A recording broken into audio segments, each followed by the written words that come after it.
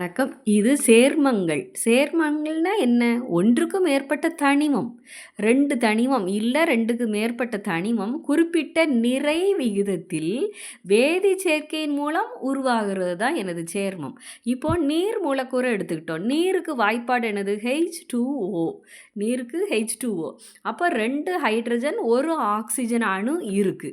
சரியா? ஹைட்ரஜன் அணுக்களும் இந்த ஆக்சிஜன் அணுவும் எப்படி சேருது? கன அளவு விகிதம் சொல்லும்போது 1:2 1:2 விகிதத்தில் இருக்கும். நிறை விகிதத்தில் 8:1ன்னு இணைந்து காணப்படுகிறது. கன அளவு தான் 1:2, நிறைனா 8:1ன்னு சொல்லணும். அதை ஞாபகம் வச்சுக்கோங்க. அடுத்தது இது கேட்டிருக்காங்க, நிறையில் எவ்வளவு அப்படின்னு அடிக்கடி கேள்வியில் வந்திருக்கு. சரியா?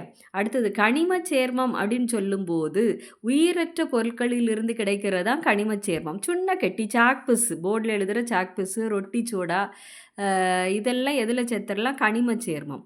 கரிம சேர்மம், கறி சாப்பிட்ற கறியை ஞாபகம் வச்சுக்கோங்க. எதை நம்ம சாப்பிடுவோம்? தாவரங்கள், விலங்குகள், அதை தான் சாப்பிட்றோம். அப்போ உயிர் உள்ள மூலங்களிலிருந்து கிடைக்கிறதா கரிம சேர்மம். சரி, அதில் எது சொல்லலாம்? கார்போஹைட்ரேட்னா தாவரத்தில் இருந்து அரிசி கிடைக்கும், அதில் கார்போஹைட்ரேட் இருக்குது. புரதம் சொல்லும்போது விலங்குகள்கிட்ட இருந்து இருக்குது, மீனில் இருக்குது, அப்படி தானே மீட்டில் எல்லாத்துலேயும் புரதம் இருக்குது. அப்போ கரிம சேர்மம் சாப்பிட்ற பொருட்கள்ல இருந்து வர்றது ஞாபகம் வச்சுக்கிறோம். கனிம அப்படின்னா உயிரற்ற பொருட்கள். சரியா?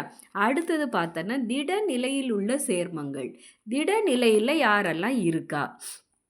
இப்போ மணலுக்கு வேதி பேர் தான் சிலிக்கா, SI அப்படின்னு வரும், சிலிக்கா. பொட்டாசியம் ஹைட்ராக்சைடு வந்து எரி பொட்டாஷ், அதனுடைய வாய்ப்பாடு எரி பொட்டாஷ். சோடியம் ஹைட்ராக்சைடு வந்து எரி சோடா, இதெல்லாம் திட நிலையில் இருக்குது. தாமிர சல்ஃபேட் மைல் துத்தம், துத்தநாக கார்பனேட், கேலமைனுக்கு இன்னொரு பேர் துத்தநாக கார்பனேட்டு. இதெல்லாம் திட நிலையில் உள்ள சேர்மம். ஒன்று ஞாபகம் வச்சுக்கலாம், சிலிக்காவை நல்லாவே ஞாபகம் வச்சுக்கலாம், அப்படி தானே. தாமிர சல்ஃபேட்டை ஞாபகம் வச்சிடலாம். சரி, அடுத்த வீடியோவில் திரவ நிலை, வாயு நிலையில் உள்ள சேர்மங்களை பார்க்கலாம். நன்றி.